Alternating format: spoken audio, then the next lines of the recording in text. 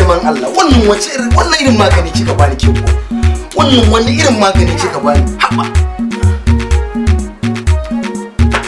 rabu da tarkacen waɗanda baka san asalinsu da tushensu ba su saka zillo su saka zawo su gurɓata maka yanayi watsar da su kawai kama turba ingantacciya ko cututtukan da ba a san asalinsu ba kamar yadda zaka ga yaro wuya lage-lage ciki pus cinya siri-siri kai dum ƙwararren masanin magunguna Muhammad Sabi Sheltos ƙwararren masanin alan ƙwayar maganaɗisin maganin cutar ulcer da asma kaifiyan cikin ikon Allah warkewa garas sumul rabuwa da cutar ulcer da asma har abada da sauran cutuka daban-daban ƙwararren masanin magunguna Muhammad Sabi Sheltos wanda ya samu lambobin karramawa da yabo kala-kala ya share muku hawaye. A gaskiya lakanin olsa yankat maganin asma a sha'awar ke sumul kamar yankan wuka sai cibiyar sarrafa magunguna ta Muhammad Sabi Sheltos. Murar asma da pneumonia numfashi ya washe waraka kirji wasai sauki makogoro sumul ba matsala tsarin ta ce magunguna inji ya sa su cikin kwali kamar na China da India. Tsaf ta hanyar ci gaban zamani